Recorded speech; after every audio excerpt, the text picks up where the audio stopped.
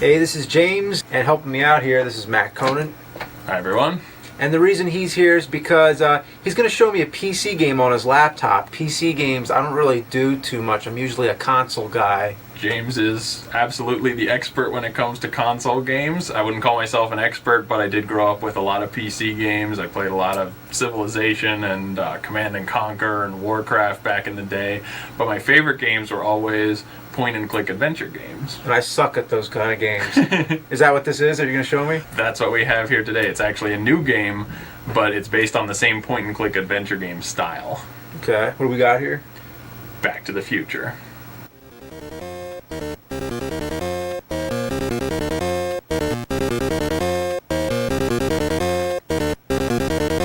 Oh no, not another one of those.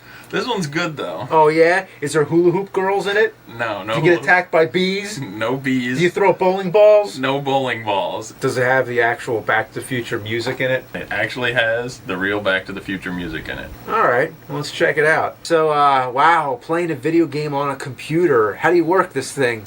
I know, it's weird, but there's that's a screen there. You got the keyboard right there. But all you really need to know for this game is the mouse. So that's it? You just use the mouse? Just use the mouse. Oh, wow. Hello, computer. Oh, look at that. Start up just from saying hello. Okay, so here's where you actually start playing the game. Now this is interesting because so far it's been just like the first Back to the Future movie, the mall scene, and now something happened that didn't happen, so now it's kind of like a twist. I'm wondering how this all plays out. It's pretty interesting so far. Now, is this typical control in a game of this kind?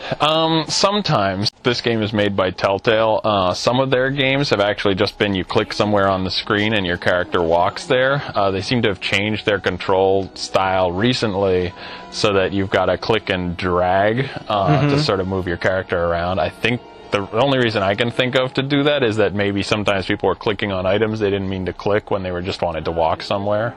So have you played a lot of Telltale games before? Yeah, the first Telltale game I played was, I think, the first game they made, Sam and Max, which was based on one of my favorite adventure games from the 90s, so the LucasArts era, Sam and Max Hit the Road. And instead of it being like a massive 20 or 25 hour adventure with the whole giant world behind it, they kind of broke it down into episodes, which I'd never seen before. So there are 5 episodes, the same way this game works, and each one takes maybe 4 hours to complete. LucasArts, the company behind some of the most popular ones, stopped making games like this somewhere in the late 90s, and so did Sierra, the company that made all of the King's Quest games. So they this genre kind of disappeared for a while, and it's cool to see companies like Telltale sort of bring it back and find a way to make it work, and I think the episodic format is kind of interesting. So I've played their Sam and Max game.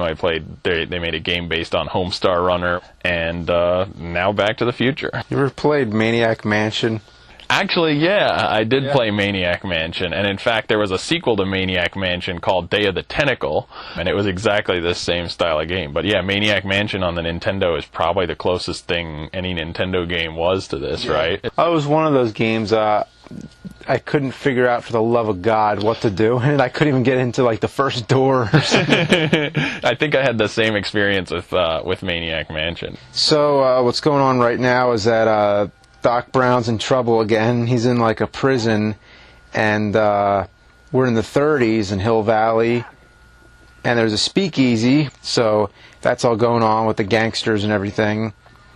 And Marty has a grandfather, Arthur McFly, who they keep calling Artie, and he's basically just like George McFly. And somehow he got roped into working for Tannins, and Tannen is like a gangster. You know, would you expect anything less? And basically they're trying to get Arthur McFly to testify against Tannen, but, you know, he's being a wuss like usual. Sorry, some other time. So one thing I'm finding is that it's pretty easy to play.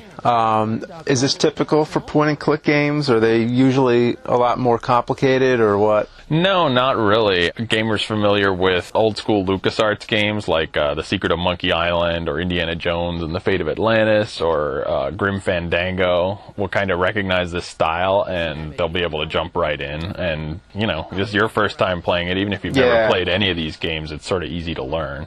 Like I said, I'm usually very terrible at these kind of games. I keep searching the same spots for hours and hours, but this is working pretty good for me. I'm still able to keep moving along. I'm not getting stuck too much, Part of the fun is like getting stuck and finding your way through it, and kind of gives you that little boost of feeling like you're smarter than the game, although obviously you're doing exactly what the programmers expect you to do eventually. But I think this game does a really good job of keeping you from feeling stuck for too long with all of the hints and Marty sort of talking to himself as he walks around. There's no way I'm going to keep that door open without some help. Well, the one thing I like about this is when I move the little flux capacitor thing around, it highlights, and then I click on something, and then whatever it is that I need to do with that thing I'm clicking on, it just happens, It's not like where you get this huge menu that says, look, use, pick up, open, close, push, pull, I like that they simplified this a lot. Makes it a lot easier if there's only one thing you can do with a given item, like obviously if you have a can, you're going to open the can or close the can. You're not going to like push it or pull it. You don't need all those options. It doesn't make any sense. Click on a doorknob, I'm not going to search the doorknob or talk to it or something. The inventory is kind of like in Zelda where Link just puts it all into his pouch. So Marty has this guitar and stuff, and he just puts it in his pocket, I guess, or whatever. Yeah, and you never see it at all. Yeah. They actually used to make fun of that when the games were like even longer than this, and your character would rack up a million items. I remember a scene in Monkey Island where your character, Guybrush, basically had to pick up a 10-foot pole, and so it'd be obvious a guy carrying a 10-foot pole around, but he just like crushes it into his pants or something, and it just... You see it happen? You see him just like, like a magician, it disappears into his pants, and he's just like, oh, 10-foot pole, done. Although I do think it would be interesting if there was a game where, like, say Marty did have the guitar like on his back, and then he picks up all these other objects, and they just start piling up on him. Soon you can't even see Marty's face. It's just like items falling all over the place. One thing that I noticed has kind of been added to these games, as graphics have improved over the years, you're actually able to see characters' facial expressions, and sometimes you can tell if Marty's uncomfortable or if Doc is thinking of something or they've just had an idea, whereas back in the day, if your character had like 4 pixels for his entire head, you couldn't really get that, and it all had to come through in like dialogue or text. And the voice acting is really good. Yeah, it is. You can tell sometimes just from inflection, like where the character's voice cracks, what they think about something. I sound so young? I was going to say intense. And that can kind of give you a clue to what the next step might be. The plot recap is pretty good. That's always a good idea, so then when you load up the game again, you got all the story to get you back up to speed. I've definitely had that problem in the past playing massive games like Zelda that, take 70 hours or something to play through. That happened to me on Twilight Princess. I didn't play it for like a year, and then I came back to my game, and I was so confused. Games are like drugs. They punish you when you go off them. It's like withdrawal. It is like withdrawal. Not that I've ever had that, but... Yeah, me either.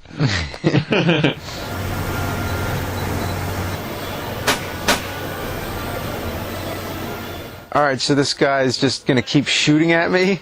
Yeah, pretty much. Since you can't die in these games, bullets come at you and... And he has infinite bullets? Yeah, he's got as many bullets as he needs, so he's just gonna keep shooting and you can keep, catching them in your teeth. I don't know what's going on. So I think I'm gonna hit him with this hubcap. Oh, yeah, got him. Wait a minute. So is he still driving the truck now? Like after I hit him with the hubcap? Yeah. It looks like he's just gonna keep driving the car. There's a couple of fugitives in the back, and they just threw a hubcap at him, and his gun's rattling around back there, and there's some kind of rocket bike. But that's no reason to stop. I think you should just keep driving. Okay, so I got the tire iron. Can I hit Tannen with it? Yeah, probably not. Oh, I want to hit him with it. Don't you ever do anything violent? I don't think there's a single violent act that Marty does in this game. But I suppose it matches with the movies, you know. He's Yeah. not really a violent guy. It definitely matches with the movies. There's nothing that he really does. He does like the "what the hell is that" thing, Hey, kid! Yeah. What the hell is that? and then he does the hubcap, where in Back to the Future 2 he throws a tray at Biff. And Marty's such a good guy, even at the very end when he's got a gun and he could literally just open the window and kill Kid Tannen right there and end that whole problem and wipe out the entire Tannen line so they never harassed his family ever again, and he doesn't do it. Now that would be pretty cool, like a crossover with Back to the Future and the Terminator, where they have to wipe out the whole Tannen family's existence. There you go. Notes for next time, Telltale Games. Well, I have to say, I've been waiting to play this for a long time now, and I finally did. Just got through the whole first episode, which was really exciting. Did it live up to the hype? Definitely. It was really cool to learn more about all the characters in Back to the Future. Young Emmett Brown arguing with his father, I thought was really funny because the argument goes on forever until you like solve the puzzle. They have just the craziest vocabulary, and Yeah, it doesn't kind of make a lot of sense, but it's very funny to listen to. it's really funny how the McFly family seems to have some kind of weird thing going on where like Arthur McFly and then his son George McFly, they both look the same, have the same kind of mannerisms, and then Marty McFly and then his son, who you see in Back to the Future 2, are both completely identical. So every second generation. So Marty's kid's kid will be a totally different person. Yeah. But then his kid will be the same as him. it has the same kind of sense of humor as the movies. How much? Not enough. And like to me, after the argument scene when Marty is taking the rocket, there's actually some emotion to that too. Like they actually build in this, like you kind of feel bad for Doc. Yeah, definitely. It's really fitting that after all this time, a Back to the Future 4 would come in the form of a video game. I think it's perfect because I don't think it would really work out if they tried to do it as a movie for several reasons, but I think it's also good that it turned out to be like a point and click kind of game, because that's really what fits the Back to the Future storyline, I think, a lot better, because when they tried to make it into side-scrollers and, like, action games, they had to invent lots of ridiculous things. I mean, it's not really an action series like it is a very thoughtful sci-fi film, you know, so it makes sense that you'd have these sort of logic puzzles and conversational tricks and things as the way to guide you through the story. I could see somebody not liking it if you're not into like watching a story unfold, like if you don't like a lot of like cutscenes and dialogue and stuff like that. If you really want a game where you're just playing and there's action and stuff, then it's probably not the game for you. But I think most people will really enjoy this, especially if you're a fan of Back to the Future. Then it's required. You know, it hits on two levels, because as a Back to the Future fan, it's awesome, and as a fan of adventure games, it's awesome for that.